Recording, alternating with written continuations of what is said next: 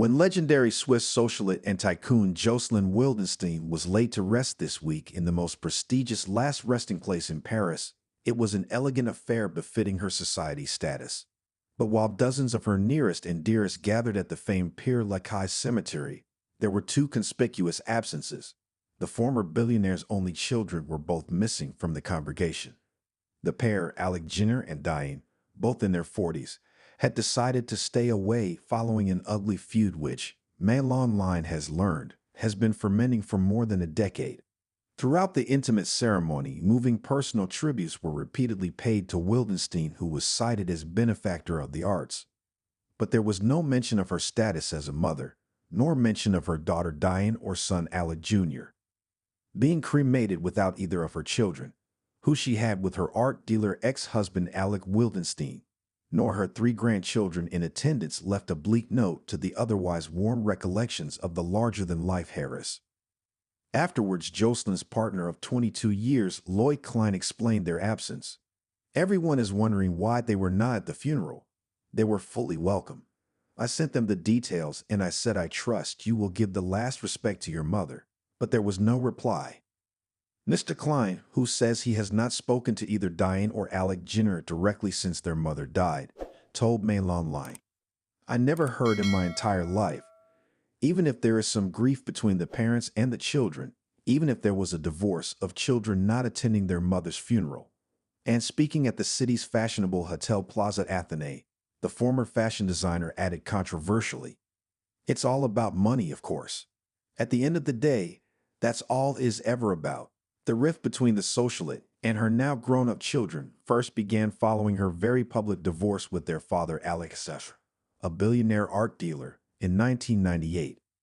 She had been introduced to Alec by Saudi arms dealer Adnan Khashoggi, at one time said to be the world's richest man, and they bonded over big game hunting before eloping to marry in Las Vegas in 1978. But their marriage unraveled when she caught him in bed with a much younger Russian model, and he responded by pulling a gun on her.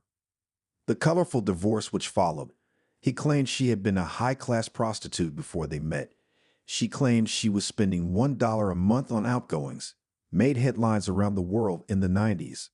The court case, and Jocelyn's astonishingly contorted features following plastic surgery, made the Wildensteins household names around the world. It ended with Jocelyn receiving a $2 billion divorce settlement, as well as initially an annual sum of $100 million annually from the Wildenstein dynasty, known for their horse breeding and art dealing. It was during the high-stakes divorce proceedings, Mr. Klein claims, that Alec Jr.'s grandfather, Daniel Wildenstein, pressured the then 17-year-old to cut ties with his mother, or he faced losing his inheritance. The boy refused to comply literally, but the episode did put a distance between him and his mother, and the pair never fully reconnected, according to her life partner. Alec Jr. to this day continues to run his mother's beloved ranch, the Old Joji Wildlife Conserve, in Kenya. The fallout with Diane happened a few years later, after her father Alec Sr. died in 2008, it's understood. In the years following, the regular payments Jocelyn had been receiving stopped, which Mr. Klein said, which made for awkwardness between her and Diane. In a further blow to the mother-daughter relationship, Jocelyn allegedly discovered that Diane had been friendly with the model her father cheated on her mother with. The last time the mother met with her grown-up daughter is said to have been around 2010 and 2011. Since then, they had been estranged. And while Jocelyn met her eldest grandson, now in his 20s, she did not meet her daughter's second child or son's child before she died on New Year's Eve in the French capital. The separation from her estranged children at points left Jocelyn so upset and disappointed, but towards the end of her life, she had managed to emotionally detach herself from the situation, her partner said. Jocelyn was no longer interested in seeing them, Lloyd explained. She found them disgraceful, disrespectful, and when we were talking about it, she said she did not want to see them. "It is terrible. What monsters those kids are," he added. "How can you be that mean with the mother who gave your life? She is her blood and flesh. She carried her for 9 months and took care." Following Jocelyn's death, it had initially been planned, through Diane's lawyer, that the children would take her ashes to Kenya to spread them next to her parents. But now Lloyd will keep hold of the ashes in Paris, either deciding to bury them near the graves of Oscar Wilde and Jim Morrison at the famed cemetery or keeping them close to him. While Jocelyn spent the final years of her life floating between Paris, New York, and Miami, Diane is understood to have been living in London, following in her late father's footsteps in breeding horses. The career path of their son, Alec Gerard, is more aligned with Jocelyn's passions for hunting and wildlife, continuing to run the family lodge in Kenya. In 2016, he became embroiled in a tax evasion court case alongside his uncle Guy Wildenstein. Both were accused of hiding the Wildenstein family fortune in an offshore tax shelter. Alec Gerard was handed a 2-year suspended prison sentence and fined €37,500. Meanwhile, his uncle was found guilty in March 2024 and handed a 4-year prison sentence, of which 2 were suspended, and he was allowed to serve the other 2 at home. Jocelyn's remaining assets have all been left to Mr. Klein, he says, including her life insurance, which the fashion designer said is worth over $100 million. She did not die broke, he insists, contrary to reports that she was due in court in Miami for unpaid debts and previously declared bankruptcy. She had a trust, she had a settlement, and she had assets, and she was not broke.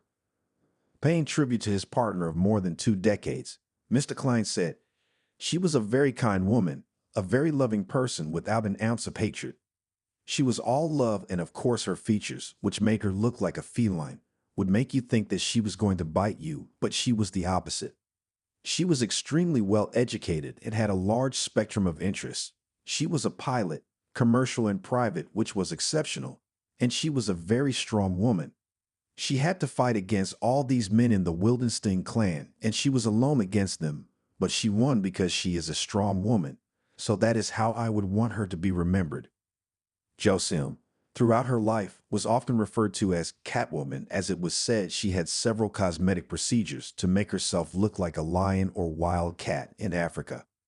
Yet today Mr. Klein rubbished those claims and said her renowned feline features were natural. She never wanted to look like a cat, he said. She always had those feline features. She did have cat eyes and cheekbones, and like every woman, when she wanted to have some work to make her look younger, she had a lifting, some little changes, and she did whatever she wanted to do. It's her face, and when she looked in the mirror, she was very happy. The stories about her wanting to look like a cat are rubbish. It is all fake. Why would she want to look like a cat? She loved wild animals. She had a cheetah as a pet that would lie on the sofa because she loved the wild world. But she never wanted to look like a cat. Jocelyn died suddenly from a pulmonary embolism on New Year's Eve in the French capital at age 79. The small and private ceremony was held at Père Lachaise Cemetery, the largest cemetery in Paris and most visited in the world, which overlooks the City of Lights. The service for Wildenstein, who described herself as an art dealer, is where several famous figures in the art world are laid to rest, including authors Oscar Wilde and Gertrude Stein, as well as American Doors singer Jim Morrison. The graveyard covers around 110 acres in the center of the French capital and is also where the likes of Edith Piaf, Sarah Bernhardt, Molière, Frédéric Chopin, and Colette rest. Around 35 people gathered for the service. As mourners walked in, old videos of the socialite in glamorous outfits were played on the television screens with the Out of Africa theme tune playing, in homage to the time Jocelyn spent in Kenya. The poignant ceremony ended with her partner since 2003 laying his hands on her coffin and kissing it as "Can You Feel the Love Tonight?" Fame from The Lion King, played out. He was then comforted by other mourners who laid pink roses down on top. Several personal readings were made by friends and family, including her makeup artist Alexis Stone. He said, "The world was and will forever be fascinated by her life and past, but Jocelyn was so looking forward to the future."